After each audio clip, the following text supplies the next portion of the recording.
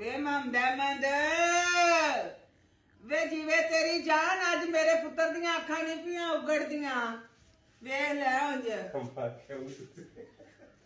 ਹੁਣ ਹੱਸ ਕੇ ਨਾ ਮੈਨੂੰ ਰਾਜ਼ੀ ਕਰ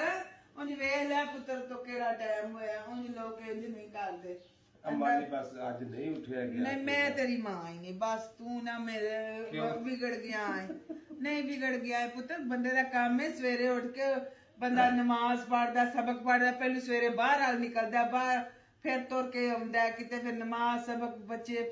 ਨੂੰ ਲੈ ਕੇ ਮਸਜਿਦ ਆਪ ਜਾਂਦਾ ਜਦੋਂ ਤੁਸੀਂ ਆਪ ਨਹੀਂ ਉੱਠਣਾ ਤੇ ਬੱਚਿਆਂ ਨੇ ਕੀ ਸਵੇਰੇ ਸਵੇਰੇ ਉੱਠਣਾ ਹੈ ਉਹਨਾਂ ਦੇ ਸੁੱਤਿਆ ਪੇ ਉੱਠਣਾ ਸਕੂਲੇ ਤੋਰਦਾ ਤੇ ਪੁੱਤਰ ਤੇਰਾ ਮੈਂ ਕਿੰਨਿਆਂ ਦਿਨਾਂ ਦਾ ਮੂੰਹ ਪੇ ਵੇਨੀ ਆ ਤੂੰ ਸਵੇਰੇ ਨਹੀਂ ਪਿਆ ਉੱਠਦਾ ਹੁਣ ਅੰਮਾ ਜੀ ਮੈਂ ਉੱਠ ਪਾਵਾਂਗਾ ਜਿਉਂ ਅੱਜ ਕੱਲ ਦੀ ਗਰਮੀ ਆਉਂਦੀ ਤੂੰ ਨੀਂਦਰ ਬਹੁਤੀ ਆਉਂਦੀ ਹੈ ਇਹ ਕੋਈ ਕੰਮ ਹੈ ਮੇਰਾ ਪੁੱਤਰ ਇੰਜ ਨਹੀਂ ਕਰੀਦਾ ਮਾਂ ਸਦਕੇ ਜਾਏ ਅਸੀਂ ਉੱਠੇ ਆ ਤੁਸੀਂ ਵੀ ਉੱਠੋ ਤੁਸੀਂ ਉੱਠੋ ਅੱਗੋਂ ਵੀ ਅੱਗੋਂ ਬੱਚੇ ਨਹੀਂ ਹੋਣ ਲੱਗਾ ਇਨਸ਼ਾਅੱਲਾ ਕੋ ਟਾਈਮ ਉਹਨੇ ਵੇਖ ਲੈ ਫਿਰ ਨਹੀਂ ਇਨਸ਼ਾਅੱਲਾ ਅੱਗੋਂ ਇੱਕ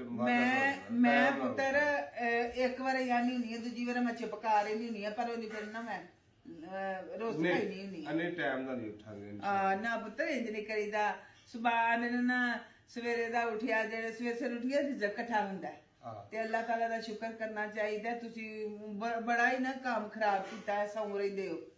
ਠੀਕ ਨਹੀਂ ਸਮਝ ਜੀ ਇਹ ਨਾ ਤੁਹਾਡੀ ਇੱਕ ਧੀ ਨਾ ਫੈਸਲਾਬਾਦ ਦੀ ਇੱਕ ਧੀ ਹੈ ਆਹੋ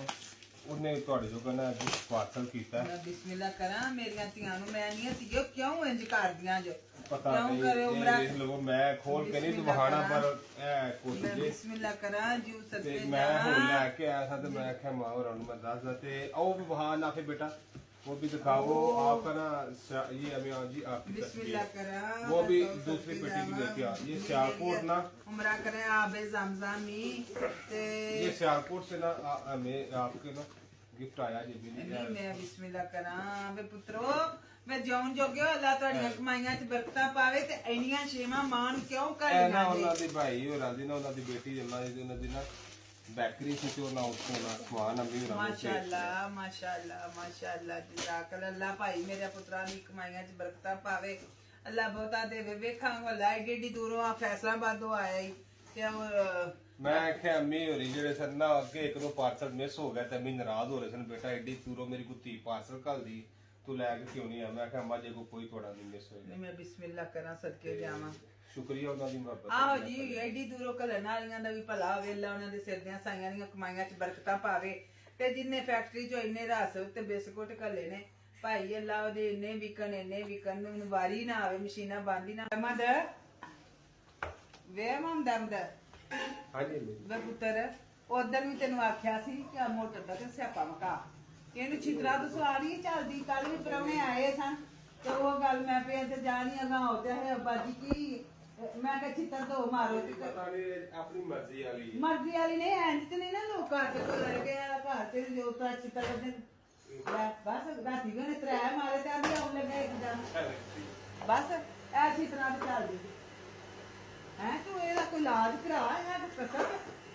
ਐਂ ਤੇ ਇਹਨੂੰ ਸਹੀ ਕਰਾ ਨਹੀਂ ਤੇ ਮੈਂ ਤੇਰੀ ਅਮਾਨੀ ਬਣਨਾ ਨਹੀਂ ਹੋ ਜਾਏਗੀ ਇਹ ਨਾ ਮਤਲਬ ਤੁਹਾਨੂੰ ਪਤਾ ਹੈ ਨਾ ਕਿ ਇਹ ਪੈਸਾ ਹੀ ਤੁਹਾਡੀਆਂ ਮਾਂ ਤੜੀ ਲਾਂਦੀ ਹੈ ਮੈਂ ਮਾਂ ਨਹੀਂ ਬਣਨਾ ਤੇ ਫਿਰ ਮਾਂ ਤੇ ਨਿੱਕਿਆ ਬਾਲਾ ਵੀ ਇਹੀ ਆਂਦੀ ਨਹੀਂ ਮੈਂ ਤੇਰੀ ਮਾਂ ਨਹੀਂ ਬਣਨਾ ਨਹੀਂ ਇਹ ਨਾ ਮਰਜ਼ੀ ਆ ਗਈ ਅਸਲ ਵਿੱਚ ਨਾ ਮੈਂ ਜੇ ਕੋਈ ਸੋਚੂ ਹੀ ਚੇਂਜ ਕਰਾ ਕੇ ਦੇਖਿਆ ਅਲਾ ਤੇ ਨਾ ਪਰਾਉਣਾ ਆਵੇ ਤੈਨੂੰ ਫਿਰ ਲਾ ਕੇ ਚਿੱਤਰ ਮਾਰ ਦੇ ਦੋ ਤੇ ਫੇਰ ਅੰਦਰ ਆਈ